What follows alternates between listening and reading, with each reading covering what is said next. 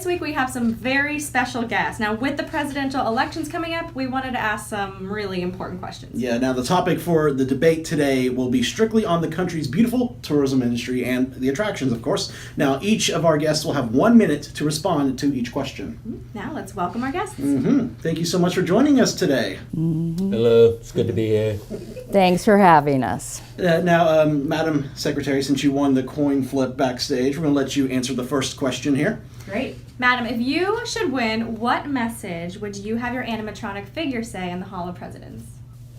Well, that's a very good question. Thanks for asking. I am a woman of few words, as you know, as opposed to some people, so I don't really think I need to say anything so much as this is what I think would be kind of cute. Look, I'd like to have all of the living presidents around me have T-shirts on that say, "I'm with her," with the arrow pointing at me, and then I can just have a shirt on that says, "Stronger Together." Very good. That's a very good answer, sir. Your answer? Let me first say, I don't know that I really want to see her or anybody else in that candidacy in a T-shirt. But I tell you what, this is what I would have it say. Because it's a theme park, you don't want it to be too profound because, people in the theme park, they're not there to be profounded. They're more confounded. It's not their fault they're on vacation. But I think it still needs to be something important. It needs to be something strongly worded, maybe like, "I'm President Donald J. Trump. You elected me, America, because I'm not a criminal politician who supports terrorism and Obamacare, a.k.a. Crooked Hillary Clinton." And, I feel also strongly there should be a second figure of me as you leave the hall to explain I didn't say what you just thought I said. Now, sir, you've proposed putting a wall around World Showcase at Epcot. What are your thoughts about the existing wall around Cinderella Castle and this proposed wall? Well, let me clarify to begin with. The wall isn't proposed to go around all of World Showcase. It's only proposed to go around the foremost areas of Showcase, Mexico and Canada, because they border the U.S. And it's more symbolic than anything because in the World Showcase, they border Future World. So it's a symbolic wall as a barrier between those countries on our border as Americans and our future. You know what I'm saying? And, I greatly love the Mexicans. I love the Canadians. I have great business dealings with both of them. I actually plan on sponsoring portions of both pavilions. In Canada, it's going to be the newly designed, fabulous Le Trumpier Steakhouse. It's going to be wonderful, very delicious. And in Mexico, I'm going to go a little retro with a boat ride. It's going to be El Rio del Trump. It's going to be wonderful. You're going to enjoy it. You might even get wet on the ride, let me tell you. And, after that, you asked about the wall around Cinderella Castle. Well, I tell you what, I think it's been a long time coming, the wall around the castle, because for years we have seen the castle attacked by pirates, experimental alien species, and most recently wicked 90s witches. It's been a great expense to the charming family. They've had so much expense that they've had to rent out a room in their own private dwelling. We've run out of time for this answer. Madam Secretary, your answer? Well, thanks again for a very good question. My question would be, what is this wall for? Is it to keep out certain groups of people, such as season pass holders, perhaps cast members, Florida residents? What exactly will this wall at World Showcase be separating people from? And as far as Cinderella's castle, well, yeah, there's been a wall there for a long time. And look, I'm not for taking down existing walls, because our Disney princesses are a national treasure. So I think that those walls are perfect for them. I just don't see the need for any additional structures. Thank you for those answers. Madam Secretary, what are your thoughts about the Disney and Universal theme parks being outside the U.S.? Well, look, I am for free enterprise. And frankly, if having other parks throughout the world cuts down on some of the lines without having to use an express pass, then I'm all for free enterprise. Thank you. Mr. Trump?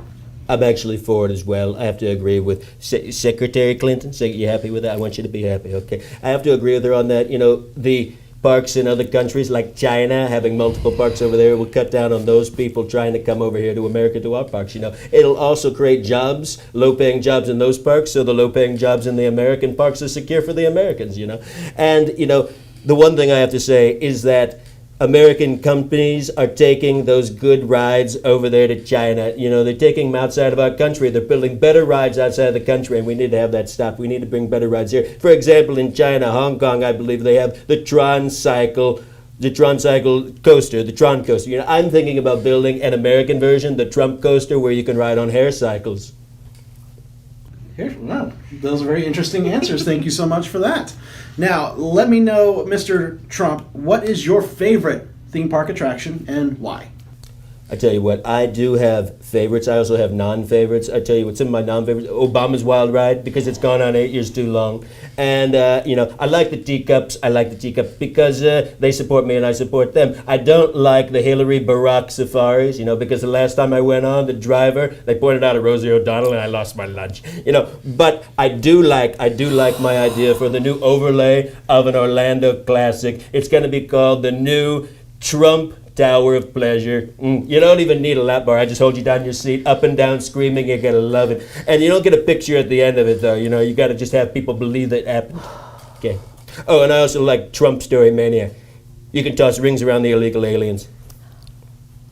Okay. Madam Secretary, your answer? Well, whew. All right, let me think about this one for you. In the past, my favorite has always been It's a Small World because, of course, the children are our future. And I believe every child in America should be able to live up to their God-given potential. So that's definitely a favorite of mine. But lately, I haven't set to say much of a word at all because my career has been soaring right to the presidential election. So I would say soaring across America is not only indicative of my career, my campaign, but one of my favorite attractions. Thank you for those answers. Mm-hmm. And I think your ideas are flying out there too. You should know. Yeah. Next question, Madam Hillary. What time is the 3 o'clock parade? That's a very, very, very good question because I have actually seen that 3 o'clock parade.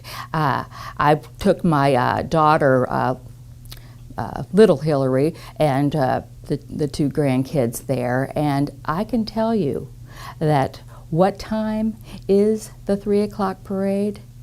It's a party time. That's what it is. It's a good time. It's a family time. It is what America is built on. A happy time. Sir, your answer? And the question? What time is the 3 o'clock parade? Anytime I want it to be.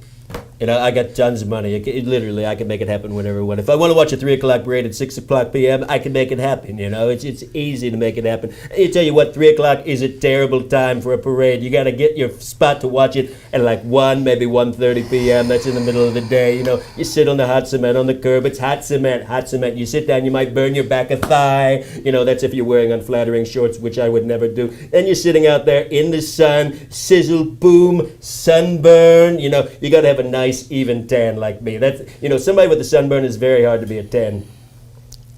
Well, thank you so much to both of you for joining us and giving us those very enlightening answers. We want to encourage everyone out there to pick the best candidate and vote on Election Day.